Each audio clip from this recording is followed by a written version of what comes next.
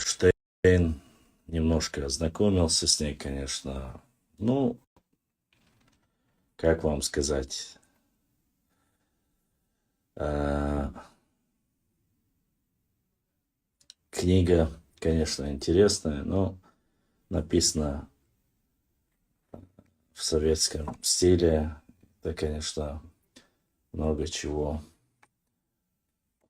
здесь написано из разряда, так сказать, вон представляющих, столько понимания. Ну, честно сказать, многие вещи, некоторые петроглифы, особенно которые есть у нас, в наших горной части, ну, в нашей, по крайней мере, сейчас мы знаем, что она есть в нашей горной части, а так на несколько частей делится. Я не сильно буду загружать вас, как бы говорится, историей, только постараюсь ответить на вопросы. Вот, там, где было царство Сарир, на земле Хазар, у границ Кавказской Албании, в стране, ну, поскольку эта книга написана в советские времена, само собой, в стране вайнахов и потомки Алан, конечно же.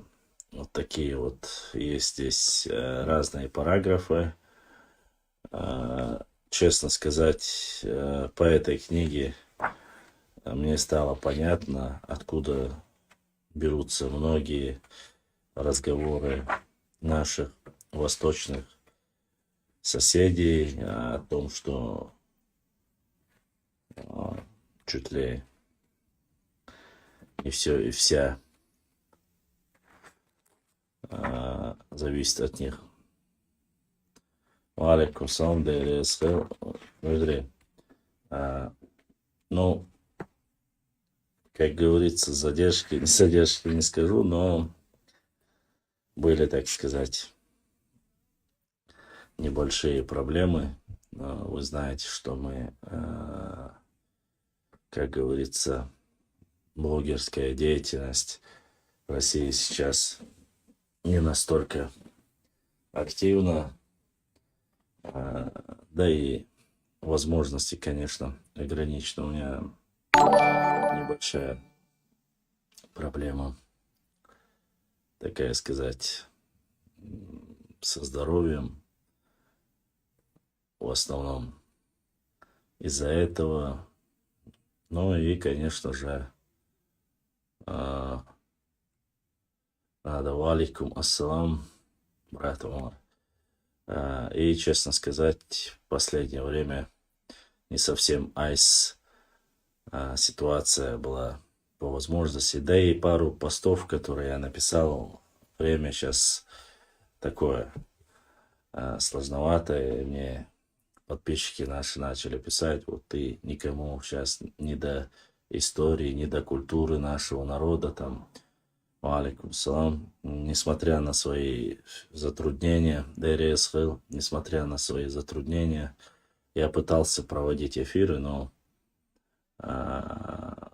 и таким последним рубежом этой ситуации стало, когда там начали писать, типа, сейчас общая обстановка не до истории, не до культуры нашего народа.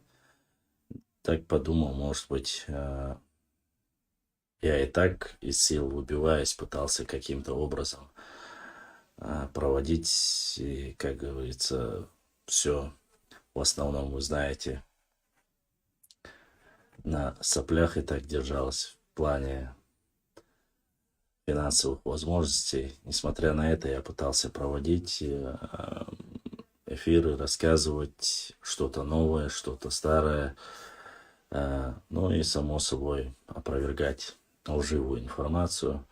Ну, раз люди говорят, да и ситуация на самом деле не самая из легких, подумал, что, может быть, реально людям сейчас не до того, чтобы можно было рассказывать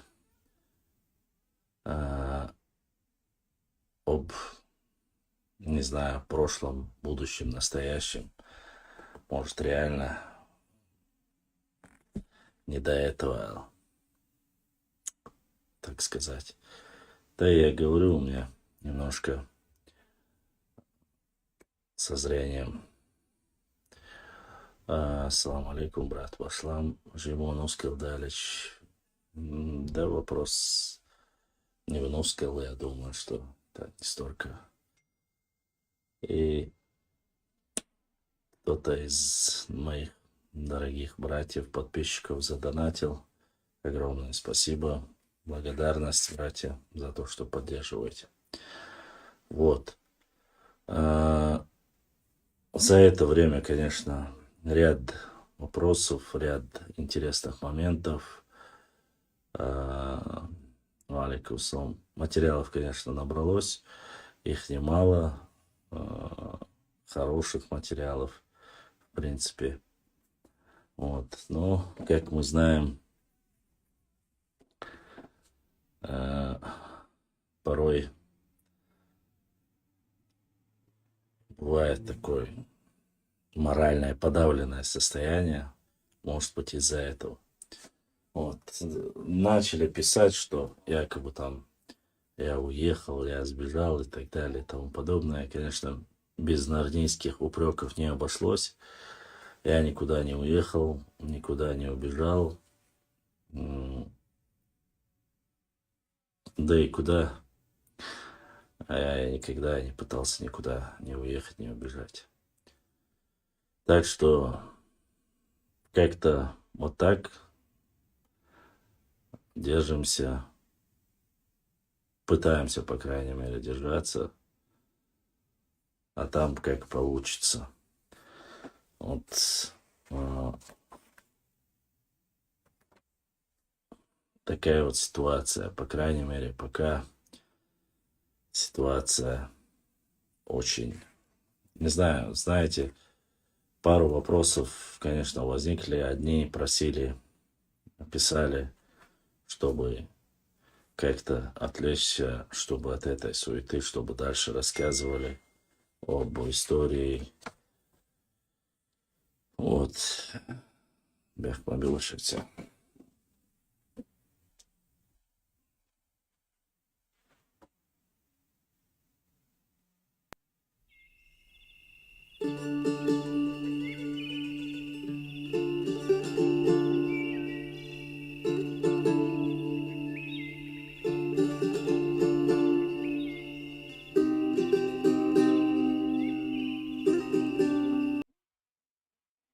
Вот.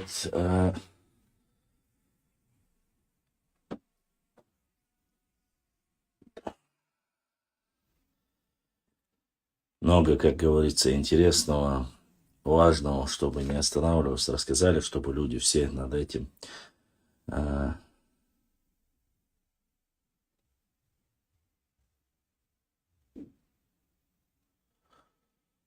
Ассаламу алейкум. Аллах маршал дайл. Вроде есть сок какой-то от гриба. Многим помогает при разных глазных болезнях. Может, стоит попробовать. Я не знаю, если бы что-то было бы, я бы попробовал. У меня, я читать могу, но близко читать я не могу. Может быть, из-за того, что много пишу, читаю. Может быть, от этого, я не знаю, глаза устали. Я не знаю. Вроде бы пытаюсь меньше читать, но если не читать, не рассказывать, то смысл в чем? Вот гриб яла, куст яла, дихт яла, все что угодно, чтобы четкость, ясность зрения была. Ее, конечно, бы я с радостью попробовал, так сказать. Я так понимаю, мой брат Умар задонатил. Умар, Аллах дал сейду, Аллах дал духу ахуэл. Огромная благодарность. У меня вечно один-два человека, которые всегда пытаются помочь нашему каналу, поддержать. Честно скажу, как никогда я вот параллельно смотрю и другие блоги. Вы знаете, да, остальных там, некоторых блогеров смотрю. Реально сейчас ситуация у многих блогеров очень тяжелая, особенно в Ютубе и в других местах, там они разные другие платежные системы используют, просят, чтобы лайкали, репосты делали, рекламу заказывали. То есть реально даже многомиллионники, очень сложно у них, не считая то, что уже, как говорится, что говорить о наших. Башлам Абешвик, Бог Бог, Упайдем, Будал, Эхту, Буэлдал, Маршал, Дерес, Хилбек.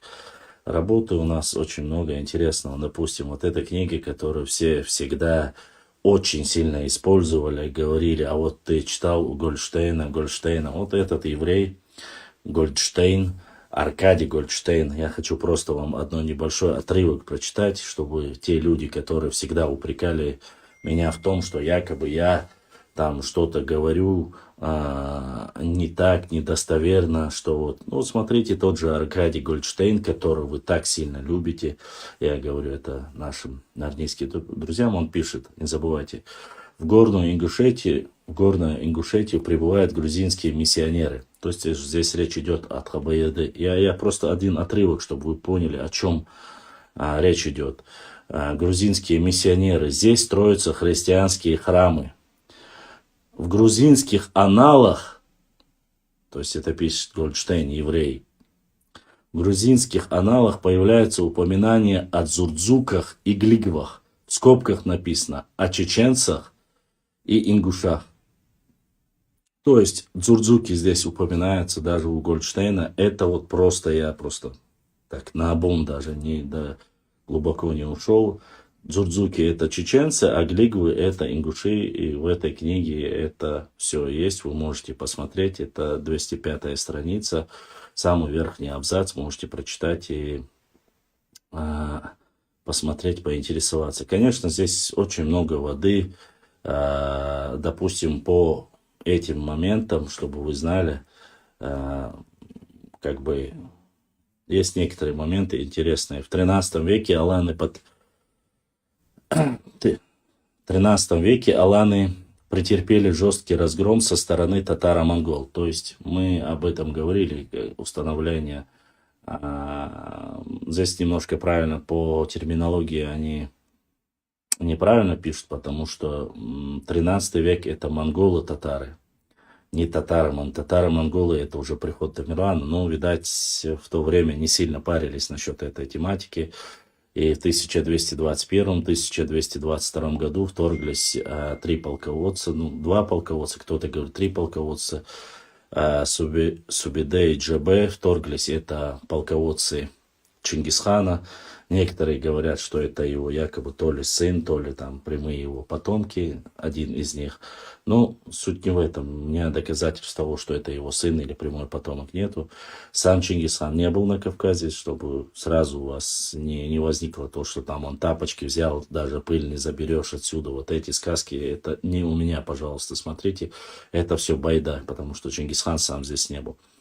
Ну и вот здесь рассказывают, что аланы уже, давайте зачитаем, мы говорили об этом, но лишний раз подтвердим. В 13 веке аланы претерпели жестокий разгром со стороны татаро-монгол, и остатки их, укрывшись в горах, смешались, в других горах смешались с аборигенами.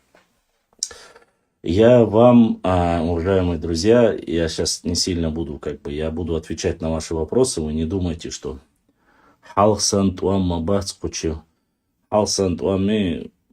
какие вопросы, такие ответы.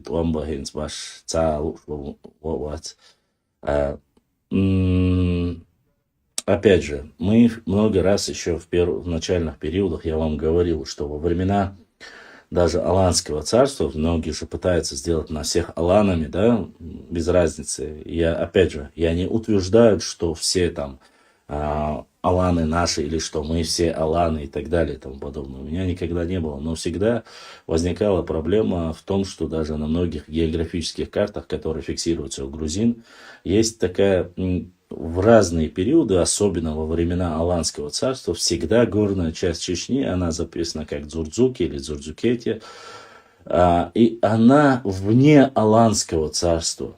И я всегда, когда разговаривал, даже с учеными мы разговаривали, я всегда говорил, вполне возможно, что предгорье, Аланское царство, некоторые сегодняшние, там, те, кто любит себе притягивать все, пытаются сказать, что, мол, мы Аланы и все.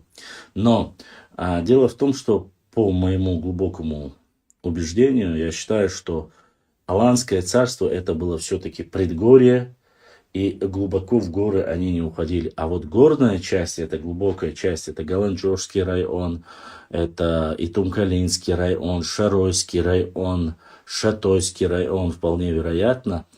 Те, которые от равнины чуть глубже, южная часть нашей родины, но чуть-чуть, они все-таки по ходу не входили в состав, и они жили вот как всегда по своим, по нашим, по законам наших предков, по датам, поскольку Аланское царство это было феодальное царство.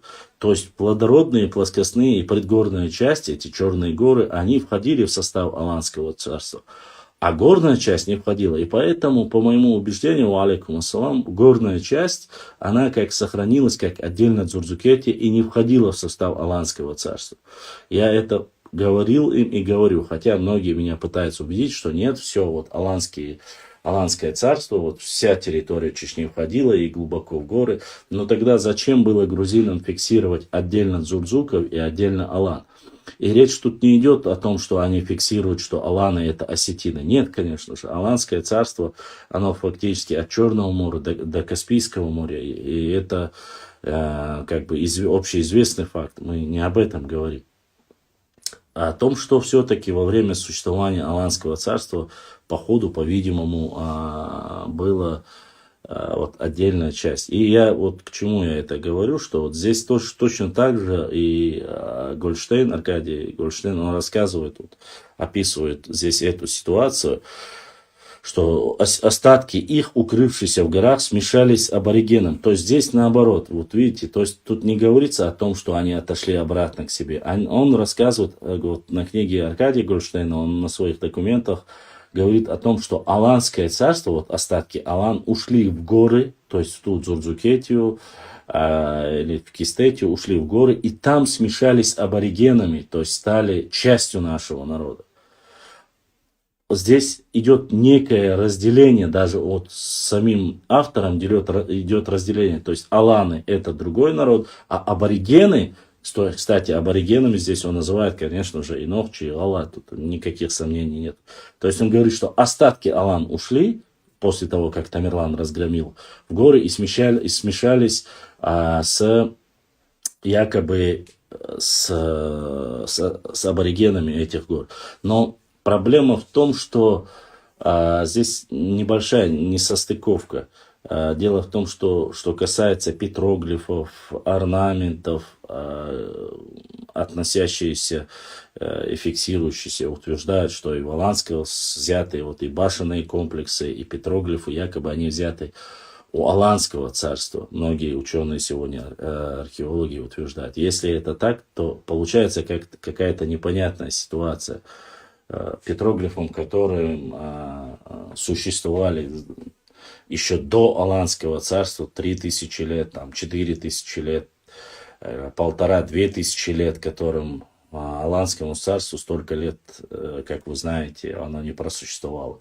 Хотя, по сути, некоторые говорят, что 1400 лет, что с 1 века она существует. Ну, подлинно известно, насколько я помню, по разным данным относится с 7 по 14 век. Ну да ладно, сейчас не об этом. И вот здесь он точно так же утверждает, что остатки Аланского царства ушли в горы и смешались с аборигенами, то есть с нами. Дальше. Затем в конце 14 века,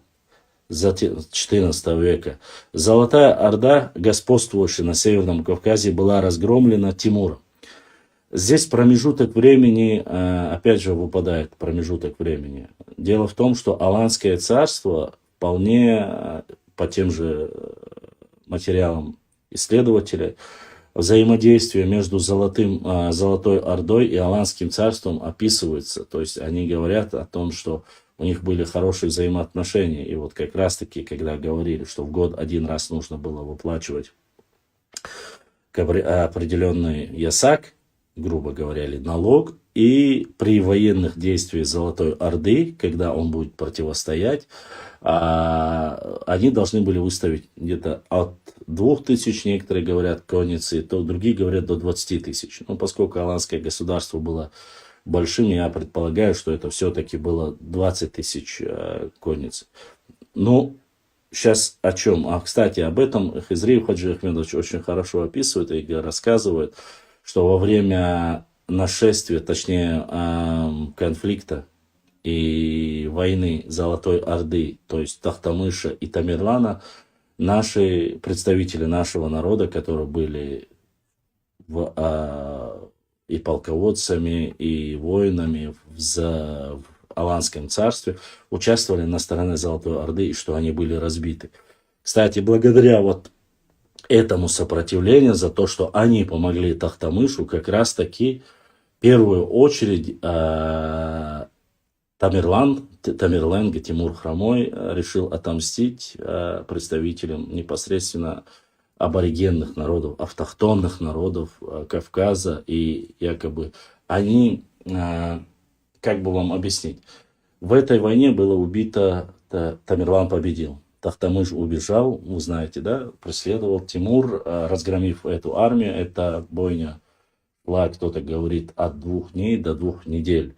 Это примерно сейчас, это Шилковской район, вот где Терек, и между Шилковским и Астраханью сошлись два войска. Золотая Орда, вы знаете, в то время полностью и Московская Русь, и все было под ней. Полностью они подмяли. Это было одно из самых могущественных, стало титульным, так сказать, главным центром после Чингисхана.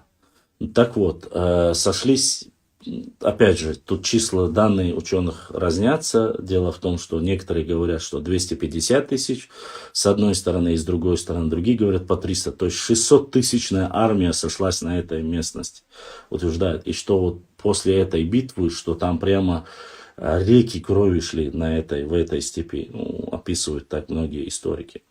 Сейчас к чему я это говорю? Вот в этой, зная, что там погибло достаточное количество представителей нашего народа, а мы очень народ мстительный, вы знаете, да, без разницы, говорят, что Тамерлан после уничтожения Мааса или Магаса, нынешний, где находится чеченский Алан-Юрт, Лакар Алан-Юрт Олцунах, и по-другому там в советское время ее называли Ермоловкой. Вот в этой местности была столица Аланского царства. Ну, опять же, по утверждениям того же Виноградова и многих других ученых. Вот, когда была ставка там, а вы знаете, что это прямо на реке, эта местность очень стратегически очень интересная и важная на самом деле. Там верхняя часть, и с этой части видно все.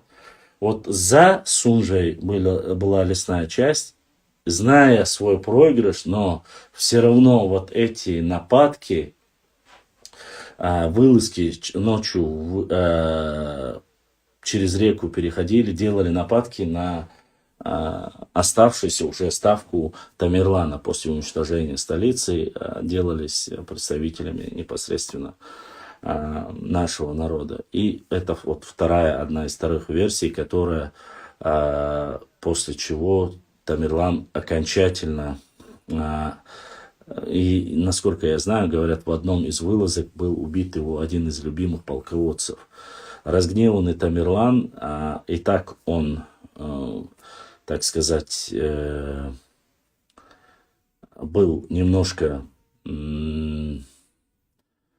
недоволен, не скажу немножко недоволен, но то, что аборигенные народы в то время, сейчас я хочу вернуться на один момент с этой книги, я еще не все прочитал, но он был недоволен тем, что местные аборигены якобы помогали Золотой Орде, он и так был, и здесь еще эти нападки, которые делаются, и он решил сам возглавить из 2 сторон, с Асиновского ущелья и с Аргунского ущелья, что по 2 ущельям пошел в горы, и дальше я вам рассказывал, кто успел скрыться, скрылся, это в Галанчорском, и Тумкалинском, в Шатойском районе, вот Нашхе, кто скрылся, То есть некоторые ученые говорят 15-20%, некоторые говорят до 10%, остальные все были уничтожены Тамерланом. Вот знак вот это мщение.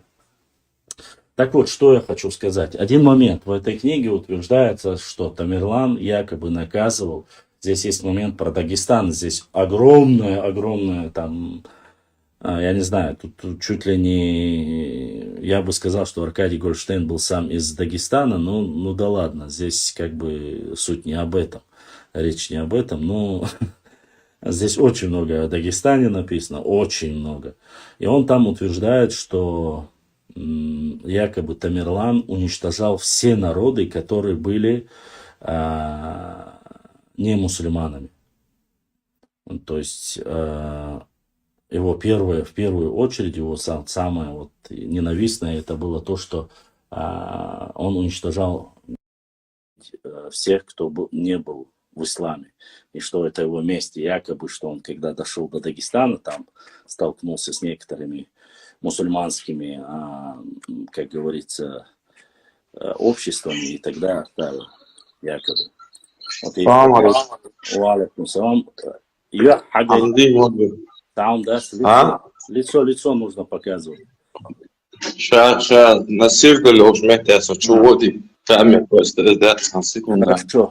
И вот они утверждают, что как раз таки вот в этой симптоматике, и здесь, да, сейчас мы ответим человеку, который вошел в эфир. И я вам... Алейкум ассалам. Да, انت رولا اوزات hasfeze format as dos montage circulat oozat hasvet du yurtayach. Светячу. Ne taizet ta khwer zaz o sagar hasvet sagaj dikyatsur. Дикду хахатан, дикду да.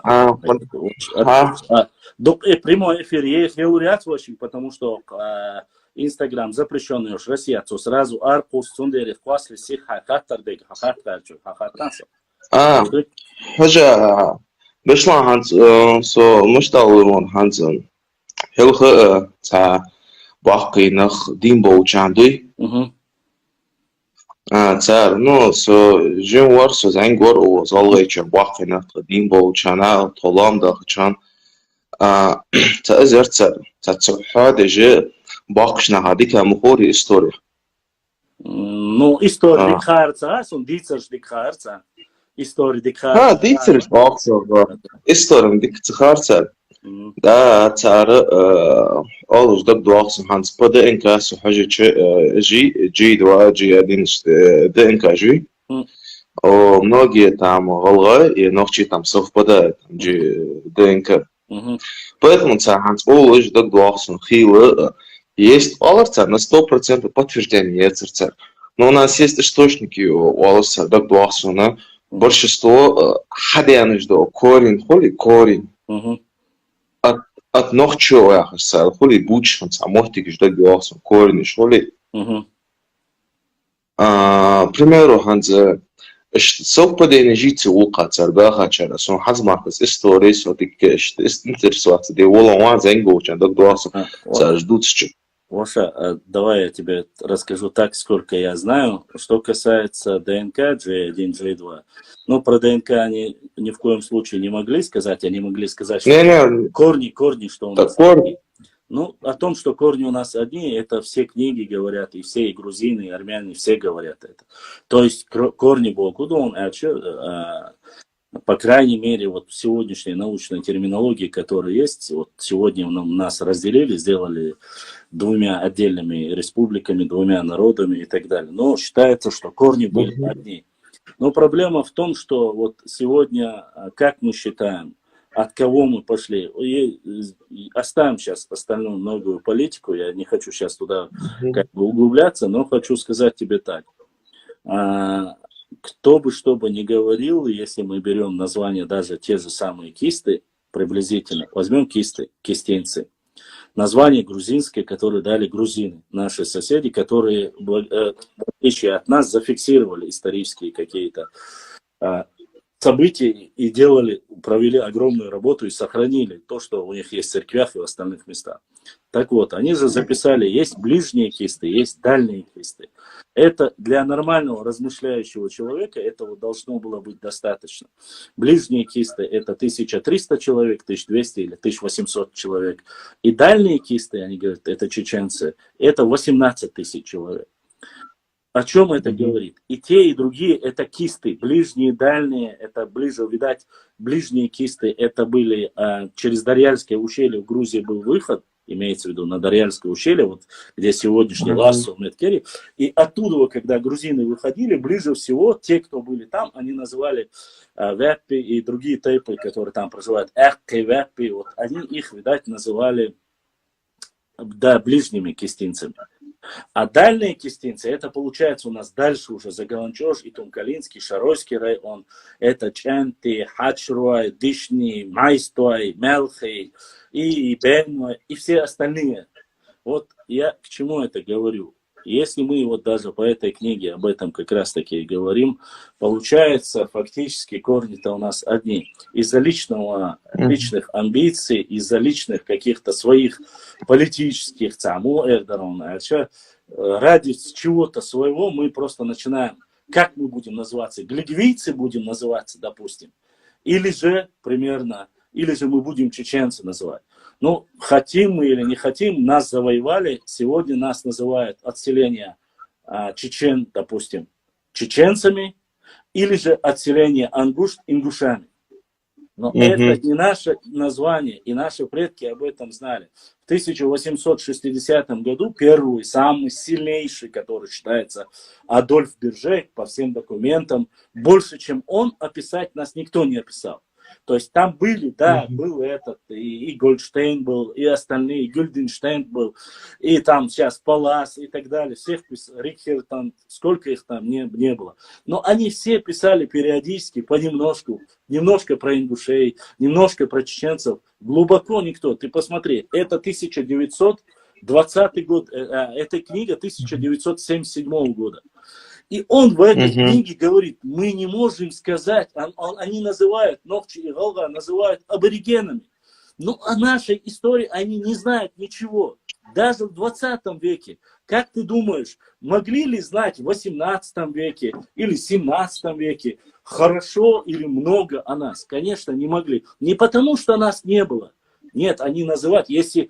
Поверь мне, советская школа, историческая советская школа, она была одной из самых сильнейших. Можно называть ее совками, называть как угодно. Но они давали проводили огромную работу, и они знали об этом. Поэтому в то время... Карабулаки, от кого пошли именно это слово Карабулаки? Карабулаки это тюркское название, это кумыки называют. Это название с 17 или 18 века впервые упоминается, это тоже нововведение. Карабулаки нововведение. Но скажу так. Ингуши тоже, да. Ингуш тоже нововведение от ангуш, да. Это Карабулаки. Смотри, Карабулаки от черных камней, это местность. Вот как сейчас тебе объясню. Ты знаешь, как называют сегодня в Псидах, да? Все, кто проживает в Псидах, и как их называют. Если бы их было бы 1010, 20 или 50, всех людей, которые там проживали, будь они Нохчи, будь они Галга, они их бы называли псидахцами. Почему? Да. Это вот речка, чистая вода, от этой местности они называют. Также от местности Черные горы они назвали Карабулак, там черные камни, черные горы, по-разному называют. И их назвали Карабулакин, Черная гора, там, если я не ошибаюсь. Точно так же называли вот по местности. Шатойцев шатойцами, чаберлоевцами, шаройцами там, и так далее. Там. Это названия, которые даны вот последние 18, 19, 20 века. Это все названия, которые даны позже. Поэтому мы вместо того, чтобы, мы вместо того, чтобы искать реальные какие-то корни исторические, как же было наше название первое, мы вместо этого занимаемся, мы Бог у нас, я как бы утрирую, занимаемся тем, что ищем более древнее название и говорим, это наше. Кистинцы говорят, это мы кистинцы. Нохчи говорит, подожди, у вас 1300, как вы можете быть кистинцами, когда у нас 18 тысяч? Дальние, ближние и дзурдзуки. Дзурдзуки это мы, Бахцаму, говорит. или ногчи чоба. Нет, зурзуки это мы галвиш ба. Ну, ты когда начинаешь искать, вот, берешь любую книгу, я же говорю, только тебе люди, которые скидывают вот эти выписки, мое, твою, бам, ты заходишь, начинаешь читать. Даже вот многие обижаются, мне говорят, вот сейчас начали, говорят, мне говорят, да. Я говорю, подожди, если вы говорите и утверждаете, что вы верите старшему поколению, и что говорят взрослые, вот у вас есть некий исследователь Муса Зурабов, историком я его не назову, поскольку он исследователь, да, не скажу, что он историк, но этот человек говорит, что некогда был тейп Галга. И вот тейпа Галга уже, я это знаю, и чеченцы все это знают. Почему, я тебе объясню. До сих пор в Чечне, в моем родовом селе, есть Галга, который себя национально считает ногчей, а по тейпу считают... Тухум? По тейпу считают... Тухум считают. Не тухум. Не тухум даже. Тейп до Галга. Тухум дати. Тухум это уже когда много разных тейпов. Это уже, вот если по версии, сейчас я тебе объясню, если туда войдут там, допустим, веппи, там, уарство, все вместе войти, так колсунах тухум. А так они отдельно тейп Галаба. И Муса Зурабов это говорит, и другое это доказывает, что это было так. Но они были мощными, они были экономически развитыми и богатыми. За счет этого они остальные все под это название вошли и начали уже общее название под Галга название давать. А ногти, я объясняю, тут нету того, что Галга, Лахархи, Тари, ногти, нету этого. Я объясняю, что ногти это не название тейпа, ногти это не название тукума, ногти это название этноса. Этноса это вот народ, который входит. Об этом речь была. Но опять же, если мы говорим, сегодня я не говорю Галаши, ногчи Халацабас, ногчи Гала. Я говорю только об одном. Если мы ищем за 17 веком, то есть, чтобы ты понял, 17 век, у нас идет в основном одно.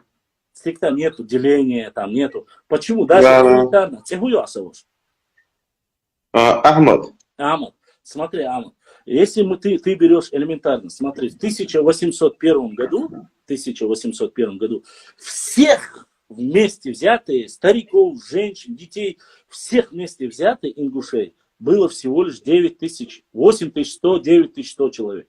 Всех вместе взятые, чтобы ты знал. Мялбеш помощь, если ты, вот пропорционально, если ты знаешь математику, на 100 лет откинь назад, их должно было быть уже, грубо говоря, 1007, грубо говоря.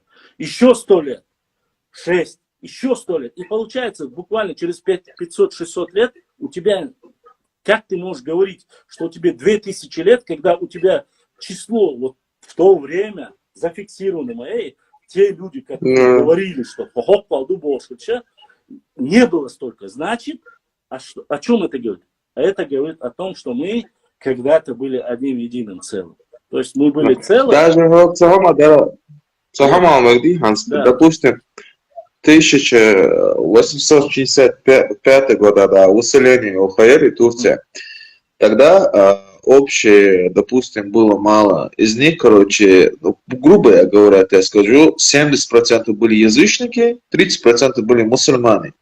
А с 30% это были, которые мусульмане, назрановцы, которые называют Назрановский район, жили только 100 домов мусульмане.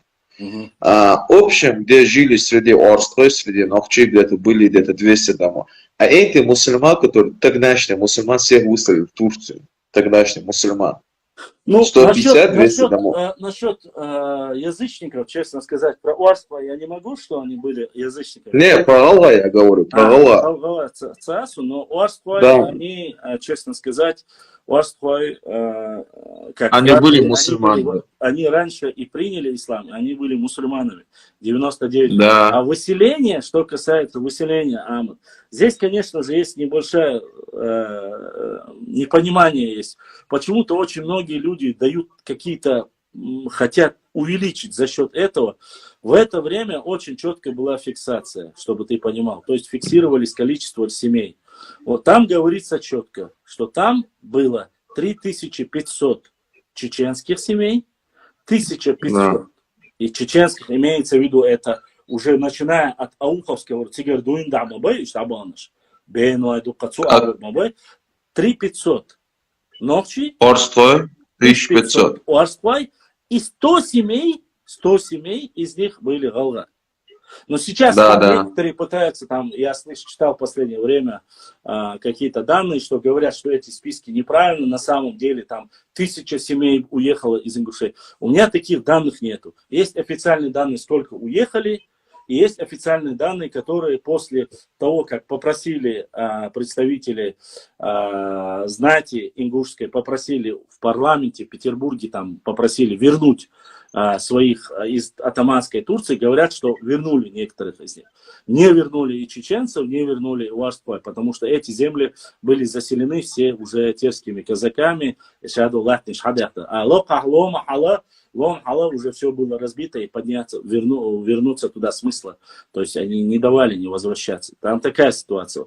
Что касается язычников и ислама, эта тема немножко, я не хочу ее затрагивать, а то многие люди, Амон, ты должен понимать, что многие люди за счет этого обижаются. Да, были язычниками, вне всякого сомнения. Но ты понимаешь, в этой же... Это оставим прямой. Я понимаю. Прямой эфир. Амат, потому что ты а мне это немножко не так. Почему? Потому что как-то воспринимается, как будто бы я что-то упрекаю. Но я тебе хочу сказать, вот в этой книге, вот в этой же книге, я опять же не утверждаю, что это правда последней инстанции. Я говорю, что это еврей, который написал там о нас многих. И он утверждает, что, допустим, в Дагестане ислам принимался очень долго.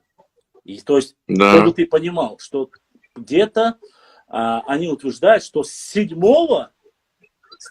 века, 7-8 века по 15 700 лет Дагестан только принимал ислам. 700 лет, чтобы весь Дагестан был мусульманским, чтобы ты понимал. А он в этой книге, опять же, утверждается, очень сильно утверждается, и они говорят, что в Дагестане были в основном или язычники, или христиане. Ну, про христиан они сказали, что это были аварцы, лакцы, ну, вот эти горные части, чуть-чуть лезгины, вот, что они были христианами в основном, но, видать, там влияние Грузии было. И на грузинские источники это тоже есть. Но говорят, что это и подтверждается по этим многим исследовательским документам, что церкви, грузинские церкви были до самого Дагестана, то есть до южной части.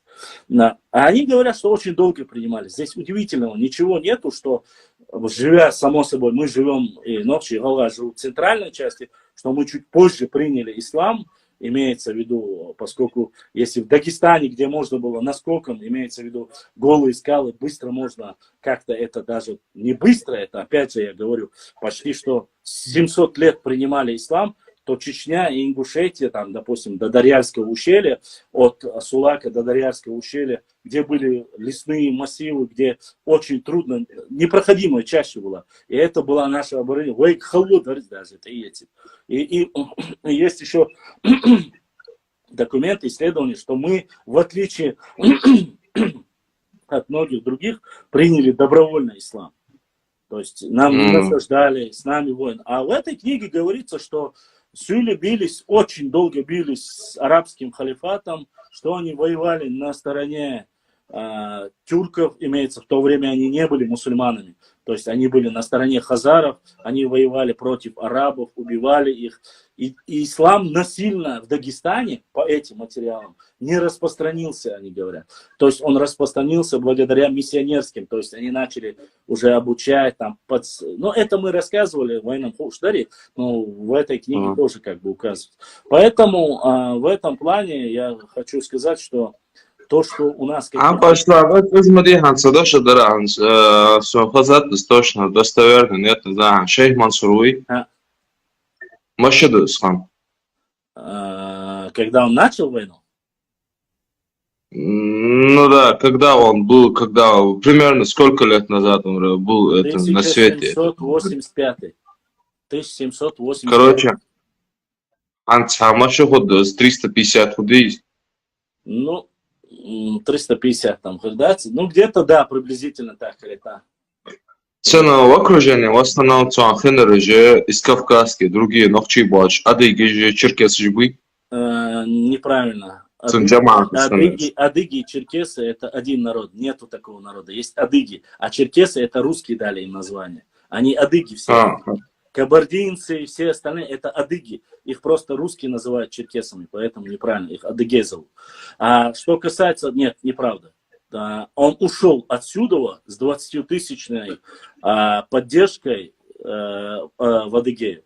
А что касается, что в его в окружении, что касается него, кто был с ним был фактически весь Кавказ, начиная от Лезгин и заканчивая фактически, не все, опять же, кого-то было больше, допустим, Лезгин было достаточно, кумыков было очень много, само собой, нохчи были, нагайцы были, от всех, кому он, курды были, кого он успел. Насчет грузинов я не слышал, хотя были такие разговоры. Само собой, и слышал, что и даргинцы, не даргинцы, а гири, как же их, дегорцы. Дегорцы мусульмане. Дегорцы. Да. От дегорцев тоже были с ним. Вот по вот этой, если брать от Дербента и до Осетии, вот эти, и само собой, потом уже подтянулись и карачаевцы, и балкарцы, они были с ним. Когда он пришел Адыгею в Черкесию, он заказал на поддержку, он заказал, есть документы, и сами наши братья Адыги их публикуют, 20 тысяч черкесских седел. 20 тысяч. То есть это 20 тысяч лошадей, чтобы ты понимал, для воинов своих. С такое количество их было. Что многие пытаются... Астрахан, Хаякал Хамицу. А? Астраханской области он вообще завоевать Ханиши Мансур. Нет, там такая ситуация, он в каких-то местах у него получались нападения какие-то, но в Кизляре Ерцо, он попытался его осадить, взять, там он потерпел поражение, то есть до того, как примкнули Сюли, он победил Алдах. Но Пьерибо шел, когда он в Сунже потопил. Это сражение он победил. И эта молва разошлась. Плюс шейх Мансур распространял ислам. То есть он призывал. И со всех, там говорится, со всех гор Кавказа к нему начали подтягиваться. Там единственное, вот это письмо есть у Мархана, или у Махан там какой-то аварский. Говорится, что он попросил, чтобы присоединились аварцы тоже все. Говорят, что он отказался. Но несмотря на то, что он отказался, определенная часть аварцев тоже была с ним. Небольшое количество, но определенная часть аварцев тоже были с ним. А Умархан присягнул, говорят, и Екатерине, кажется, если не Екатерина. Я сейчас Елизавету и Екатерину путаю. Но одна из них, он написал письмо, и это письмо, кажется, тоже публиковали. Не могу сказать достоверно. Ярхан, насчет точно я не знаю, правда или нет, я помню, но я как-то это не приверженец этих, да, зикров, тарикатов, я, не приверженец этих. Мои там все, там, деды, меды, это были хаджи муриды. И я помню, с детства постоянно рассказывали, посредством кунта хаджи, или сарта. Звенха, и когда он зашел, где Аллах Бахшаха, Сухандалат, 90% Аллах же им хаджвеничен, или сарта. Достоверно, да, изучено? Да. Да? Да. Ну, чтобы ты понимал, я объясню. Ахмад, Собордел, давай я поясню тебе одно. Что касается твоих каких-то личных воззрений, религиозных, это твое личное дело, здесь я не обсуждаю. Что касается истории, я хочу сказать, что было проникновение ислама. Я сегодня не могу сказать, дело в том, что сегодня Ингушетия это не та Ингушетия, которая была раньше. Там масла басом, ногчи тайпаш, там уарства тайпаш, отдельно сейчас отдельно хитр. Они ислам, некоторые из них приняли. Чтобы ты понимал, кунт-хаджи, киши-хаджи, это время, когда были вот эти устазы, это время приняли уже, считается, повально ислам. повально, чтобы ты понимал. А вообще распространение ислама было и чуть раньше. То есть какие-то, кто-то, я не скажу, что все определенные тейпы, видать, и чуть раньше приняли. Но вот чтобы все повально приняли ингушей, это уже считается, что уже во времена Кунта-Хаджи. По крайней мере, других достоверных. Сегодня некоторые историки пытаются, говорят, что вот Марван зашел через Дарьяльское ущелье, якобы, когда он воевал в Хазарском каганате, там, с X века. Но, извини, в X веке на плоскостной территории не было ни одного ингуша. Ни одного ингуша не было. Почему? Потому что даже в 17-18 веке говорят, что они спустились только вот до Заурова. Это нынешнее Владикавказ. То есть, чтобы ты понимал, то есть, только до этого места. А остальная плоскостная территория фактически вообще не была заселена. Имеется в виду ни ингушами, ни кем-либо другим. То есть, а он зашел как раз-таки по этой дороге, по плоскостным территориям зашел, считается. И что он там столкнулся и заставил принять ислам, опять же, вполне возможно, определенные люди, которые сами интересовались религией, узнали. Но стоит отдать должное и сказать, даже в 20 веке утверждают, что многие утверждают, что элементы языческого культа прослеживаются больше в западной части Чечено-Ингушетии. В то время Чечено-Ингушетия она называлась. А так, что при нем принято, это абсолютно верно. И другой какой-либо информации, чтобы массово, добровольно приняли, нету такого. И не стоит забывать людей, которые утверждают, что якобы Марван, там при Марване приняты, арабским полководцам приняли ислам, чтобы вы знали, о каком добровольном вы говорите. При Марване он был завоевателем, он был полководцем. И никакого понятия того, что он при нем было принято добровольно, говорить не приходится. Потому что он был полководец. Это насильное насаждение. А вы сами утверждаете, что добровольно сюниш аскараюша чаще. Многие об этом ингуши говорят и гордятся. Говорят, добровольно только мог сделать Кунт-Хаджи. Если это так, значит все тотально уже при Кунт-Хаджи. При уставе Кунт-Хаджи было принято. А это уже 19 век, вторая половина. Да, это первая, вторая половина 19 века. Это вторая половина, 1859 и промежуток. Это вторая половина 19 века. Это после шейха Мансура. Шейх Мансур был в 18 веке. То есть шейх Мансур был конец 18 века и начало 19 века. Шейх Мансур был имамом Кавказа, когда ему было 25 лет. Вот. 25 лет, да? Да. А этот еще хотел уточнить. Ушурма, шейх Мансур, Ушурма последний. Ушурма, его это Нохчиц Аютин, Ушурм. Он был из тейпа Эльстанчху. Тейпан Эльстанчху и Нахч Махкуахули Тани Чунцани. Нохчи Шац Ушурм Телленцун. А шейх Мансур это статус, это уже ученое звание, это уже остальные регалии. Вот как имам Шамиль, почему? Его звали просто Шамиль. Регалий имам. У этого тоже шейх Мансур. Почему шейх Мансур имам всего Кавказа? Дело в том, что под шейхом Мансуром, первым имамом Кавказа, был от Дербента и до западной части, до Анапы, всех он призывал, и многие шли с ним уже не с самого начала. Он как появились урусы, если так сказать, исторически, он не начал воевать там с первого дня. Он был очень терпеливым человеком, учился в то время, и говорить, как он там появился, рус, нет. Он сначала очень мирно вел, то есть противостояние почти не возглавлял.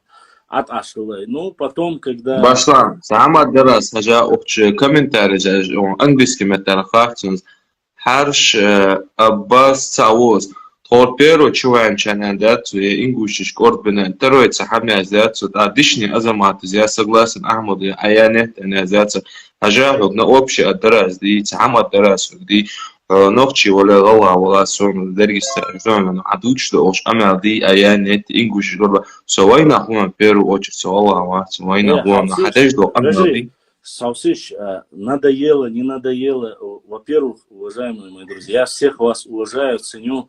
Я очень давно не был в эфире. Он попросился, он задает вопросы. Здесь никто не матерится, здесь никто ничего плохого не говорит. Все, что ему интересно, он спрашивает. Сейчас он выйдет. Вы можете зайти и спросить, если вы хотите. Не оскорбляйте. У каждого человека есть свое мнение. Хардуй, вождуй, бали, девлечай, десар. И он смотрит хорошо. И что халак вожду, ой, хат чума дочь. Аш цуюк улани, хар ашар катаваси, целерчи. Я просто-напросто отвечаю на вопросы, если человеку интересно, если он интересуется. Это же дискуссия. Это дискуссия, это общение. Каждый человек считает себя, он себя считает войнахом, никто не мешает. Кто-то себя считает другим, никто не мешает. Я говорю то, что я знаю. Для меня, допустим, если меня спрашивают, я отвечаю, кто ты, когда мне говорят, я отвечаю. Брат ли мне Ахмад? Он мне брат до тех пор, пока он не оскорбляет меня, пока он не оскорбляет мой народ и Савошу. Пускай он себя войнахом называет, ингушом называет, уарством называет, вяппи называет, мне без разницы. Честно, мне без разницы. Он чего? И я с ним буду в братские отношения, с его лицом, оскорблять его волос. Оскорблять его волос, это уже другая стадия. Поэтому, если вы задаете вопросы, вам может нравиться, вам может не нравиться, я не знаю. Просто я многое не вижу, я прошу вас прощения. У меня глаза очень сильно болят. Я вот сейчас вот на этом расстоянии читать только некоторые сообщения могу читать. Я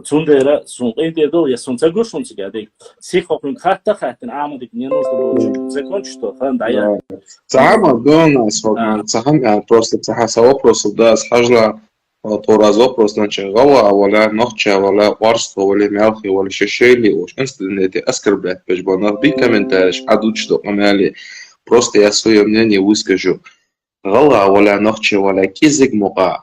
Борщи малдол восагви шешели оскорблять вагвацу сагу галгачу ногчи оскорблять аширадные вош оскорблять шауа ногчи чу галгавой орствовой оскорблять аширадные вош самон оскорблять аншасан ваш комментарий жазериш би галгаме войнах метал адат хамди гаск метал цуош охчиван важу любого же маста холи маста чем выгодно дышан с холи ваш деждал хамажди шешели борт бобер цо задуматься дешишь в первую очередь.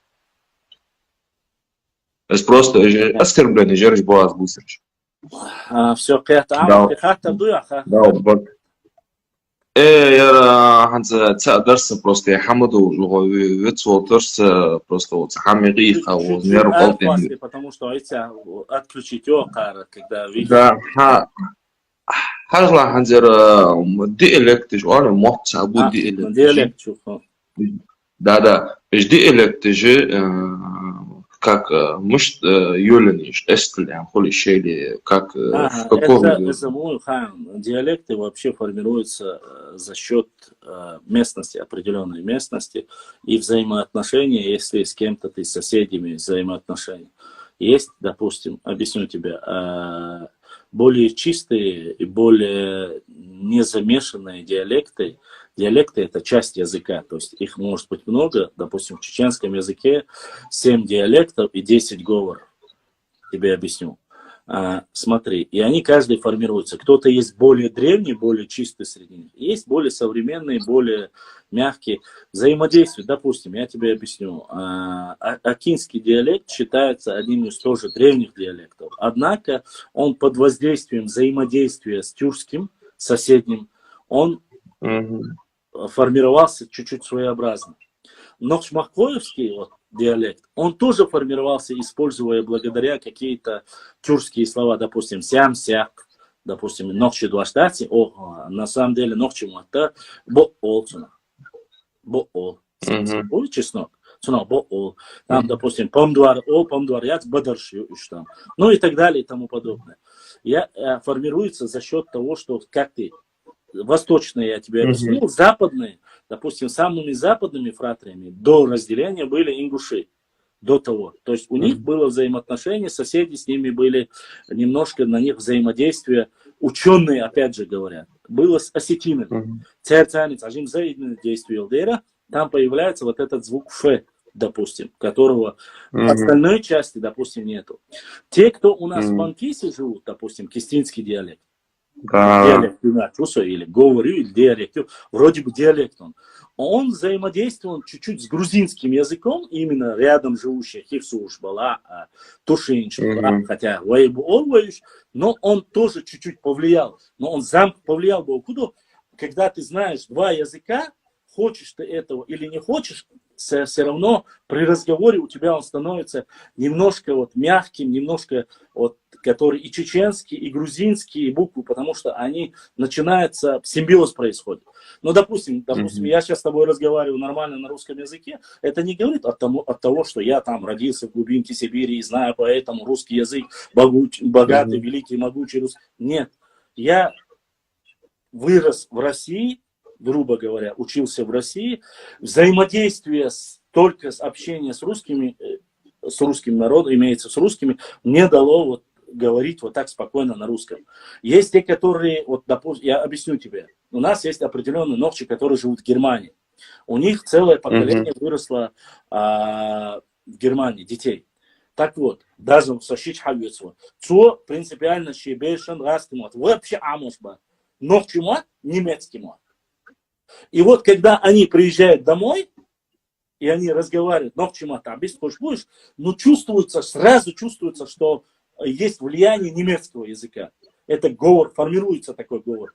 И то же самое есть Франция, что у них чувствуется французский. Я тебе объясняю вот эти говоры, как появляются, диалекты, формирование. Это целая наука, это лингвистика. Поэтому есть определенные, которые меньше повлияли. Допустим, считается чеченский самый чистый, самый древний ложбеж. Чеберлоевский, Шароевский, и Тумкалинский, вот из области Бешбега, Акинский, Галанчожские диалекты, они считаются более древними. Мелкий диалект есть, более чистый. Да, которые считаются более чистыми, потому что взаимодействие с соседями у них произошло намного позже. Это не говорят, что они вообще отстали от жизни. Нет. Из-за этого. И вот такая вот ситуация происходит. Поэтому, когда сегодня говорят, ты понимаешь, мы можем говорить, уарства могут, допустим, примерно, вот возьмем мы тему. Уарства есть определенные уарства, которые говорят, что они отдельный народ. Так? Есть гога, которые говорят, что они отдельный народ. Есть там, допустим, Мелфей, наш Ногчи, которые там живут в Ингушетии, которые они говорят отдельно. Ногчи чего обучают отдельно. Но вот, получается как? Все они говорят, все они друг друга понимают, и на 99% совпадает язык. Если у тебя настолько совпадение, это не может быть, понимаешь, ну, как тебе сказать, многие пытаются сказать, что это отдельные языки, но это не отдельные языки. Потому что галанчожский, что акинский, что орстхоевский, что ингушский, это один диалект. Но я тебе не рассуждаю. У нас здесь, по крайней мере, это как один диалект звучит. Я спокойно понимаю все диалекты. Единственное, чуть-чуть проблема мне бывает с джейраховским диалектом. Диалекту и цагасом. Джейраха айнаш буйхал бакниш. Эти полуокьется цунах. То есть есть слова... грубо, да? Да, вот у них я чуть-чуть, вот бывают слова, которые мне приходится прислушаться. А остальные, любой галачу, хадяшто, амял, парад киецу, хубок киецу. Я могу, то есть я понимаю, о чем говорю. То же самое, на открытии Акинской мечети, больше вонеса, я мне там рассказал. Мачаю, Галанчевский район есть? Галанчевский район. Циги Воланшка, я там думал, что отдельно гунядин был, и он еще штатснах был, я поехал туда, пообщался, поговорил один в один. 100% один народ. Поэтому, когда сегодня начинают мне говорить, вот, мелхиши отдельно бац, мелхиши отдельно мат бац, мелхиши говорю, но и ногчему. И это сунла актечнула артам. Так можно на каждый тейп разделить. Допустим, можно сказать джейраховский язык, орскоевский язык, ингушевский язык, там, назрановский язык, галгаевский язык. Можно так тоже разбить, если опитан бяшкальч по масла. Язык один, дробление диалектов. Я говорю за свой, говорю непосредственно. Тхейник был. 7 диалектов, 10 говоров, это уже зафиксировано, профессор зафиксировал, и на полностью хабах официально был нейном. Но то, что я разговариваю, язык, собордела зелем, то, что я говорю язык, это уже более такой мягкий, современный, разговорный, литературный язык чеченского языка. И это не говорит о том, что я говорю чисто на чеченском. Нет, чисто чеченский, если более автохтонный язык я буду использовать. Конечно, я должен говорить нахчибу, малхибу, там шуотойба, там б, в, ва. Я не должен говорить кан, ва, без асунах. Там, и так далее. Ну, там есть свои, как говорится, использования. Но когда ты это все в совокупности собираешь, делаешь из него один общий, грубо говоря, язык и учебник, то это реально очень сильный, мощный и один из прекраснейших языков, который есть автохтонный язык, не похожий ни на один язык на Кавказе. Ни на один язык. Да.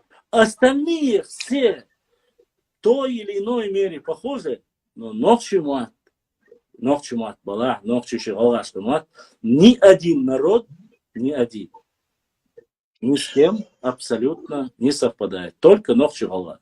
И все. Даже Сахама до нас последний сообщик Арваля. Мот, диалект, традиции и культура, адат. Адат. А с данного момента два республика Ингушетия и Чечня. Ингушетия тоже Галгай, Мелхи, Орство, Эхкибу. Нохчишках тоже самое, что было. К примеру, Бахас, к примеру, Жазулер. И масня мот, адат, дерга 98%, 98% цаду. 98%. Некоторые моменты, 100%, 2%, да, свадебные, хамхалас, да, кадар халас, 10% разница. Ну, и даже, там есть, конечно, этот. да, и даже игры чогаться, дарфут, но когда я здесь приезжаю из республики, Сочи, шейли бортхоц, Аллах воля ночи, шишил оскорбление шел. Ну, а Россия, дашь бялари кача.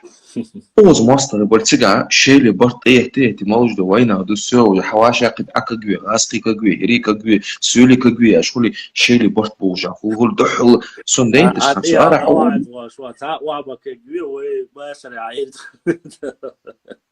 А не, просто ба, школи да, вар, хамхул.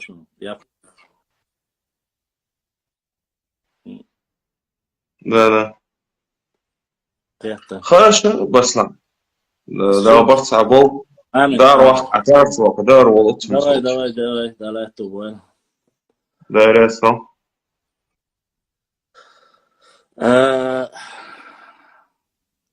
Друзья, момент, который я хотел указать, который, как ни странно, и теперь, мне кажется, Бузуртанов был прав. Актуальность аяльчо, вала, шейца, ведь на башлам. Тут почти все они. И теперь, мне кажется, Бузуртанов был прав. Я не знаю, Харс Аббас, кто в чем был прав, в чем твой друг Русик был прав. Я не знаю, актуальность, вопрос не в актуальности, вопрос в том, что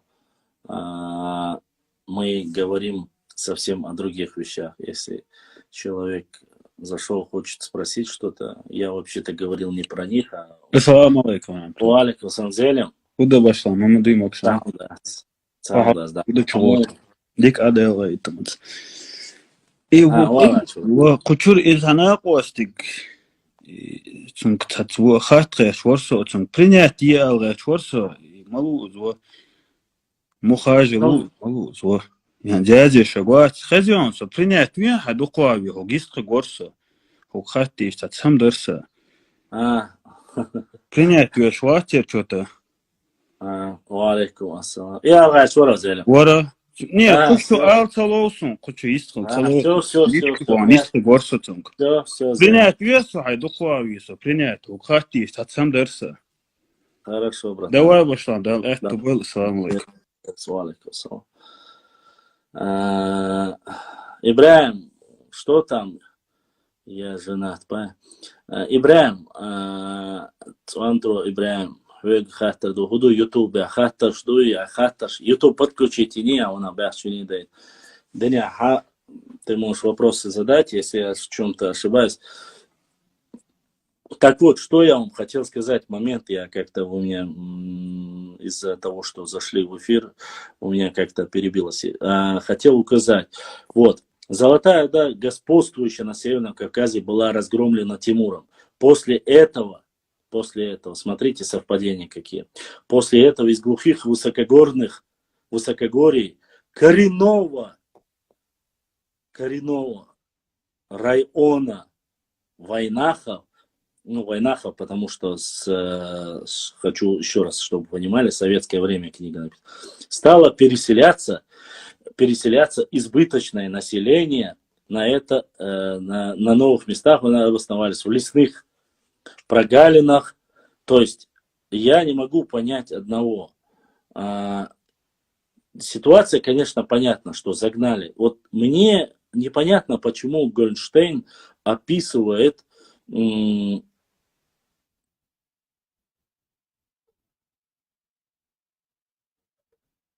что начали переселять, заселять горные места.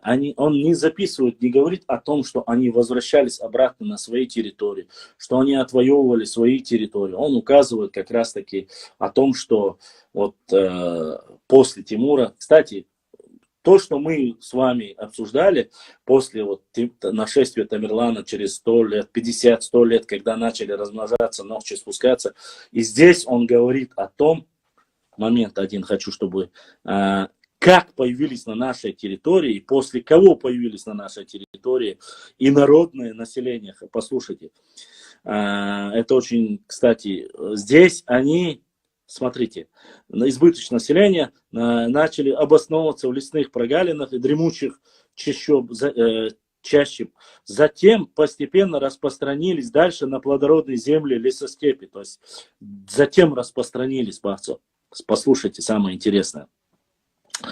Здесь они пришли в столкновение, чтобы вы понимали, до 15 века в этих местах их не было.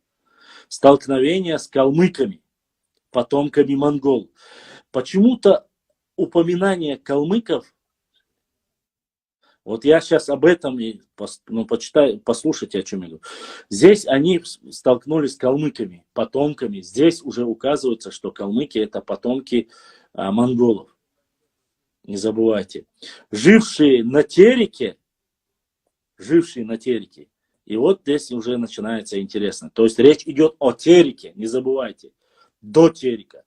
С дагестанцами-кумыками, населявшими соседние с лесной Чечней, равнину и предгорье, с кабардинцами, занявшими в 15 веке почти всю северо-кавказскую степь и приобретевшими тогда большую силу. В 15 веке заселились предгорье на всей нашей территории, нашей родине, заселились. Здесь уже говорится о кабардинцах, кумыках, калмыках, вроде бы, да. Все, кто были поселились. В то время никаких сюлей здесь и не было. Сюлей здесь и рядом не было. Не забывайте, что еще в 18 веке Ауховский район, при заселении Ауховского района, что там были лесная часть, вот именно с выходом до Каспийского моря были сплошные леса, и это чаще никто не проживал, говорилось. Вот об этом. Первоначально обитавшие в высокогорном районе Верхнем Аргуне асы соседних земель направление к северу-востоку, западу продолжалось на протяжении веков. Процесс переселения усилился в начале прошлого века в связи с тем, что строительство русских укреплений, но здесь уже идет уже о более позднем периоде. Ну и дальше уже, конечно же, интересные моменты. Я, конечно же, в следующих эфирах постараюсь вам рассказать о многих моментах, которые я уже еще не все успел засечь. Там очень много о хазарском каганате есть, о савирах есть, ва алейкум ассалам. Ну, я ознакомлю, и честно вам скажу, многие вещи, конечно, немножко иначе выглядят по этой книге. Интересные моменты, конечно же, есть там и рассказываются. И книга, написанная в 20 веке, говорит о том, что когда начали на плоскостных территориях, столкнулись с калмыками, потомками монгол, кумыками дагестанскими и кабардинцами, которые с 15 века заняли эти места. Поэтому я думаю, что для многих интересных, ну, я не, опять же, это говорю не я, это говорит Гольштейн. Вот так вот, как в каком веке появились и после чего. Хотя Гольштейн пытается описать этот момент немножко, что вот была определенная территория, я не могу одного понять вот в его понимании. Была определенная территория, они начали спускаться, заниматься предгорье, то есть Черные горы. И этого места им оказалось мало, и они дальше начали распространяться и расселяться. Вот это, конечно, немножко меня вот, удивляет, почему он это написал.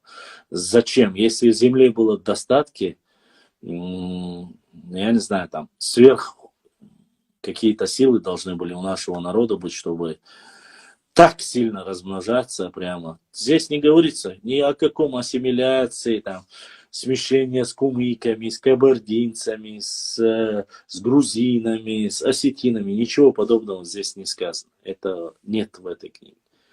И это не подтверждается по этой книге, по крайней мере, вот, особенно касающейся 15 века. А остальные промежутки, точь-точь, слово-слово, я этой книги до сегодняшнего, ну, грубо говоря, до того, как мне ее прислали, я ее вообще не видел, не читал, вы знаете, да? Ну, все, что мы говорим про Тамерлана, про заселение, как потом в 15 веке там появились там феодалы, с 15 века имеется в виду кабардинские, кумыкские. Опять же, ни слова о Сюле там нету, то есть в это время, в этой части Сюли вообще не упоминается. Нижнее течение Терека, то есть нынешний Ауховский район, это и Хасавюртовский, Бабаюртовский район, ни слова нету, ни одного слова нету о Сюле. То есть, что они там были, что там их князья были, что они эти земли заняли, нет. Кабардинские, кумыкские князья, которые заняли там, и калмыки, которые заняли плоскостную территорию. Но я уверен, что он не упомянул, получается, если калмыков он уже упоминает в 15 веке, получается, туда должны были автоматически быть и нагайцы. Почему он не указал нагайцев, я не знаю, честно сказать. Хотя мощь нагайской орды и нагайцев была намного сильнее, чем калмыков. Вполне возможно, что в этом случае, может быть, и упоминались нагайцы. Хотя я не могу сказать. Почему? Потому что хан Нагай был мусульманином, а калмыки не были мусульманами. И здесь говорит о нижнем течении Терека. И все вот эти сказки о том, что якобы, что там чуть ли не до Эль-Станжи там были калмыкские ханы жили и так далее, это чушь, ерунда и не более, блеф. Ни одного захоронения, ни одного там могильника, надгробия, ничего не найдено, никакой постройки нету, никакой там курганов, ничего нету. А где это все? Если они проживали там на протяжении стали. Я понимаю, если бы они там пришли на 1 год, там ушли, даже за это время же должны умирать люди. Где-то их хоронить должны. И богатые, и бедные должны умирать. А где их хоронить? Кто их хоронить собирается? Они же должны быть, остаться же должно быть. Когда рассказывают о великом наследии нашего великого могущественного государства и так далее и тому подобное. Но после любого государства должно оставаться что-то. Вот. Должно же остаться. Так не может быть. Какие-то археологические данные должны остаться после этого. А то, что остались, вот видите, прекрасно говорят, что эти плоскостные земли были заняты. Как они были заняты и благодаря кому они были заняты, это уже совсем другой вопрос. Об этом мы видели письма, начиная там от, как говорится, от Петра Первого. Вот, не от Петра, со времен Петра и даже со времен Ивана Грозного, я бы сказал, есть моменты. Со времен Ивана Грозного вот эти депеши, земли отдать, подвластные, неподвластные, это все было. Это все, конечно же, вне всякого сомнения, как они получили эти земли, это уже понятно. Конечно, можно мечтать, можно говорить, вот, о, кахдедина, о, шадедина, там, гори, вожи. Но в реальности, к сожалению, картина совсем другая. Совсем другая. Вот. Вы ничего не сказали мне, вот я вот отвечаю на ваши вопросы, вы же у нас знающие, скажите мне, чтобы хорошо глаза лечить, чтобы зрение было вот такое, четкость была, раздвоение, чтобы это с близкого расстояния. Может, вы знаете какое-нибудь лечение домашнее, я не знаю, голцунах, которое можно было сделать без лекарства на домашнем уровне. Вот таким образом у нас появлялись наши так называемые гении, князья, нуцалы, муцалы, шамхалы, и беки, ханы, все остальные, которые появились на наших плоскостях. Когда наша государственность была утеряна, когда Тамерлану было все уничтожено. Дальше там есть еще много интересного материала. Я его, конечно же, очень тоже рыбу ешь, па. Красавчик ты, братан. Грибы. А где грибы? Магазинные грибы, что ли?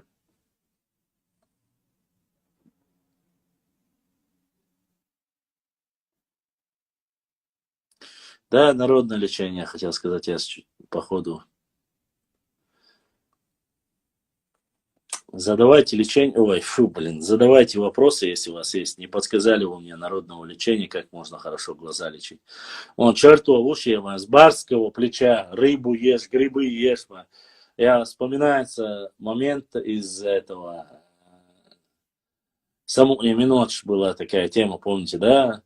Когда этот Хошбауди лежит в больнице, к нему там он заболел в больницу, там пришли, говорят, он хуя маскал шяхон, кот машяхон, да пенжик дахон, тях маз дахон, аж вил хирпет сечуа. Аж эт солия мушкали ариса хуз кочер вацаля. Если была бы рыбы, грибы, все ассортимент, наверное, я бы и не спрашивал, может быть, да? Сунидай, на трюфель. Вообще великолепно. Трюфель. Вообще хорошо. Сейчас я заведу этих ручных кабанов своих. Есть специальное упражнение для глаз, как зарядка. Андрей Миронов. Андрей благодарствует. Зарядку, конечно, я бы делал. Поможет ли это, конечно, не уверен в этом. Что-нибудь, я не знаю, огурцы на глаза положить, чайные пакетики, что может вернуть хорошо зрение еще. Надо что-нибудь попробовать. Хингел шмичадира, мой аппетит не гуштуешь. Хеда, Курмаханова Хеда. Да, Духяхия Хеда. В ресторане или кафе Орга. Там у нас наши национальные блюда очень вкусные.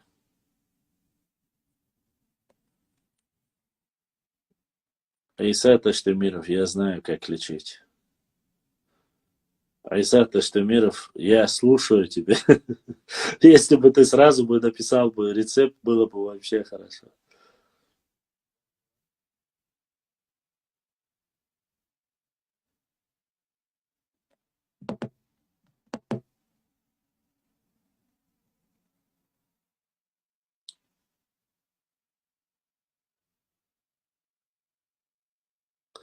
Зарядку это как бы крутить глаза в разные стороны. И что? Помогает?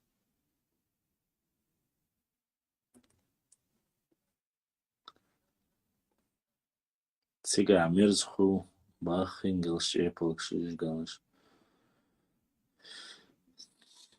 Сонам декрету шхает хас кечан хоет.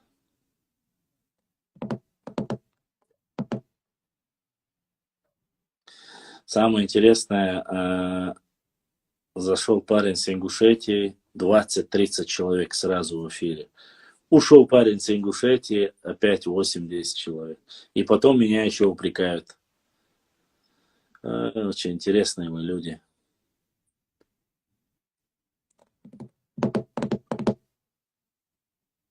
Это как люди, которые пытаются как-то задонатить, помочь.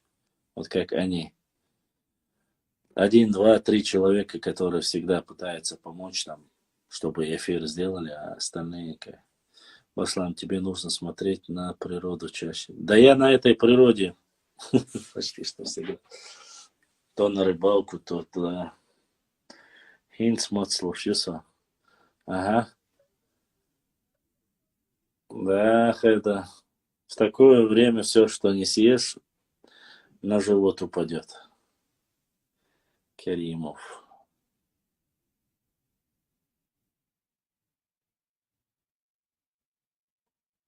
И на вас, что я знаю лечение, а так да с этим.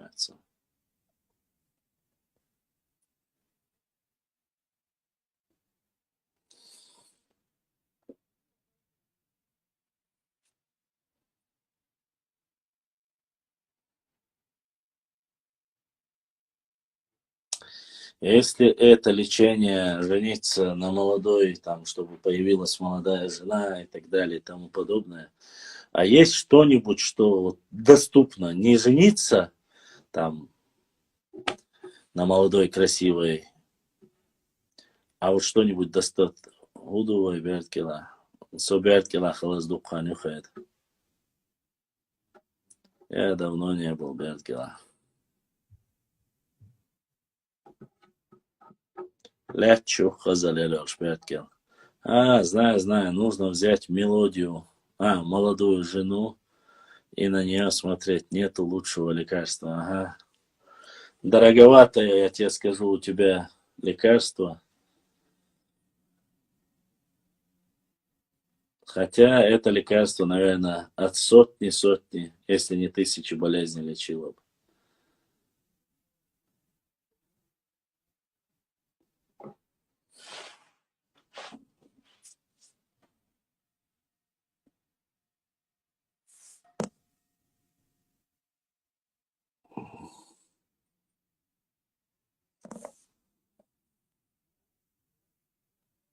Красивую игрушку надо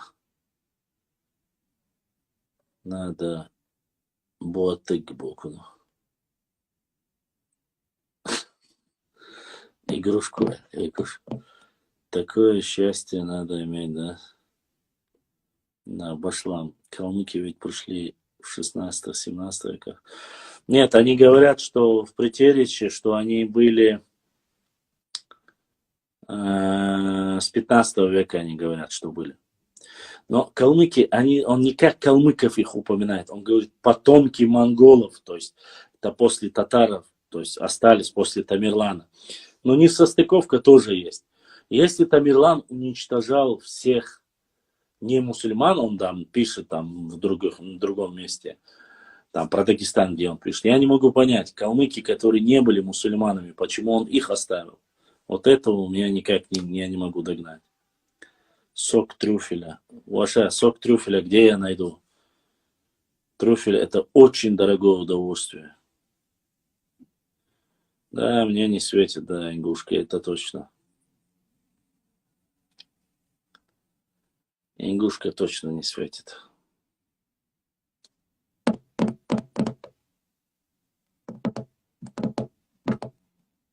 Хотя, честно сказать, я никому не враг.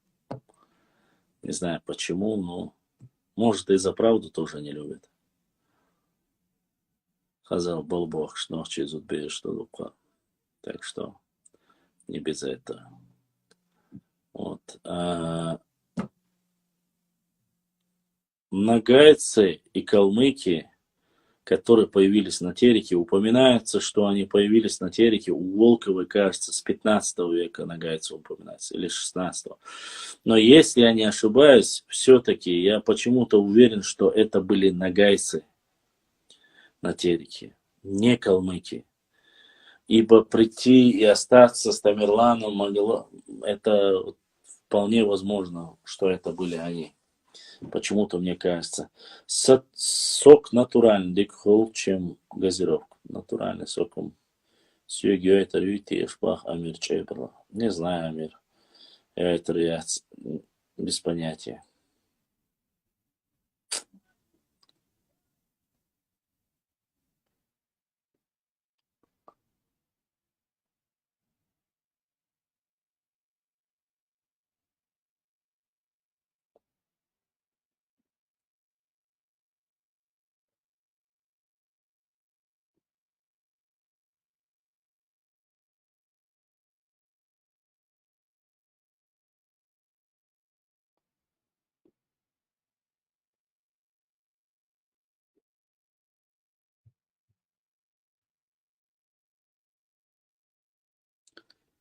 Так что вот так как-то.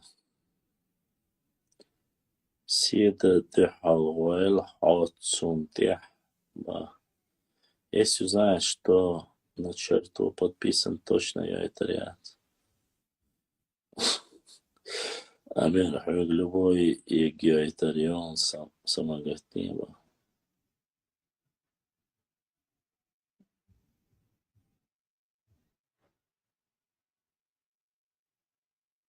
Здесь есть очень интересный момент в этой книге, то, что я не успел изучить всю, как я вам говорил.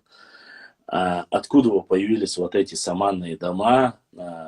Они говорят, что у всех народов, которые живут на плоскостной территории, что вот эта культура саманных домов появилась от степных народов. То есть вот тех, которые были оставлены Тамерланом. То есть вот это строительство турловых домов, вот турлучная улица, которые стены делают из плетенки и потом его глиной. Кстати, саман откуда появился, это тоже они говорят. Это оказывается, не оказывается, оно было и есть тюркское название. Солома и глина вместе, вот, она называется саман. Они об этом рассказывают.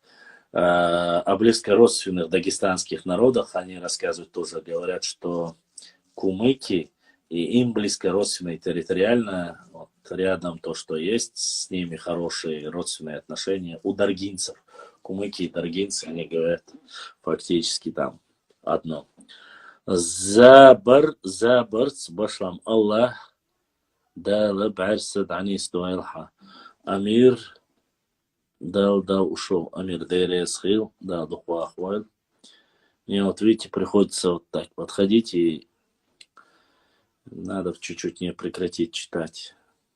Не знал, что это так влияет. Никогда не думал, что много, когда читаешь, что это может влиять на зрение. Книга, по крайней мере. Или, может быть, потому что я очень много в телефоне работаю. Тоже, может быть, черт его знает.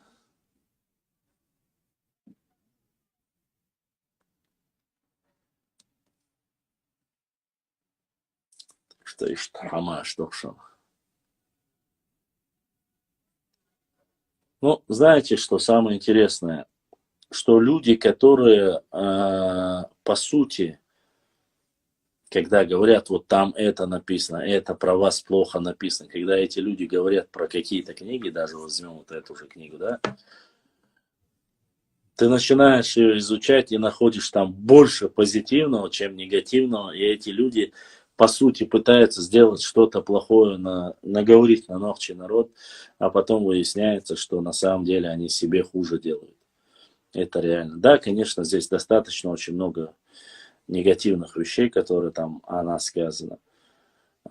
Но что касается вот строительства домов, вот появления вот этих турлучных домов и все остальное, это, конечно же, интересные моменты.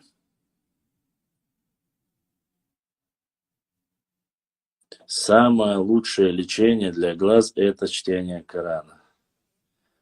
Часто, ну ты сегодня рыба, трюфель, грибы, чтение Корана, молодая жена. Но ты меня просто поражаешь своим лечением. Это хумса, а что шадом хумса дол, что харисом. Свял счастливый с тобой, Вацер.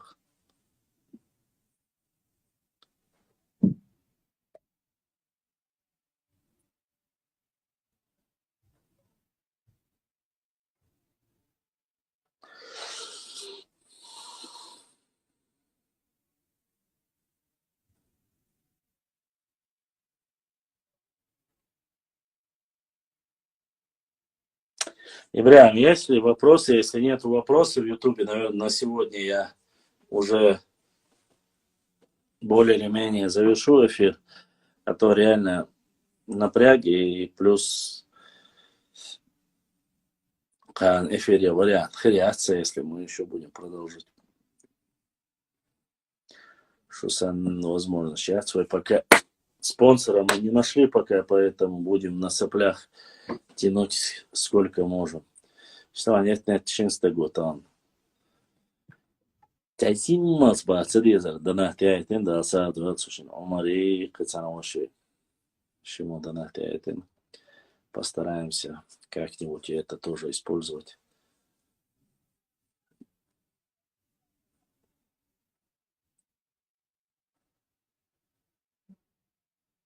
Кто знает, говорят, вчера в горах какие-то фото истории, что-то.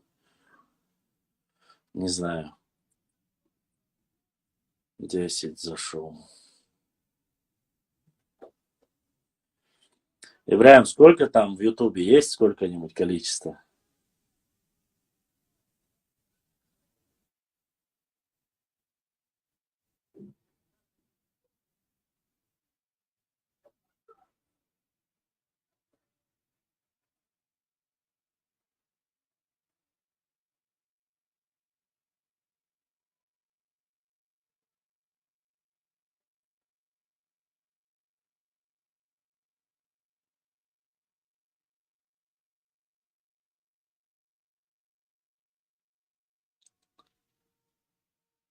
Ибрahim, напряд мяцун тятвелся.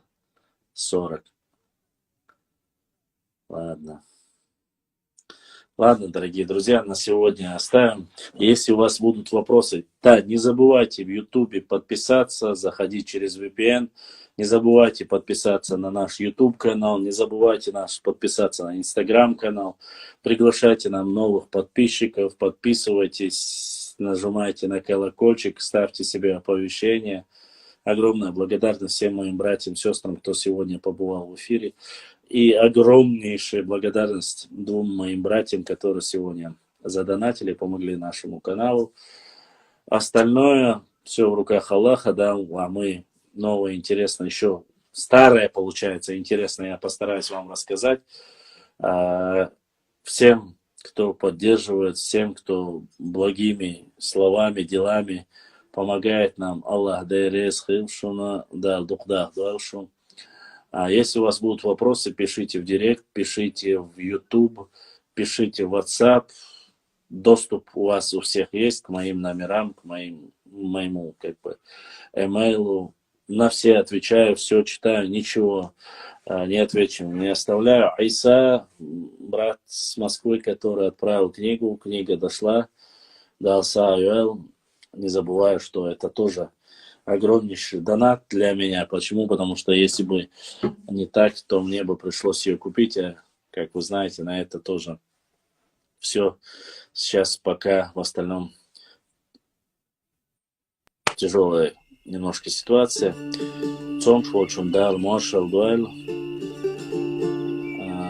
Бюс дал декалю. С вами был ваш брат Башлан. Всем благ, мира, счастья, здоровья, да, шепен хетам цани, вардуат пой, диба даха, диша, санхоми, нахчукан, адикюэль, бюсте галёвы. С вами на связи, пишите.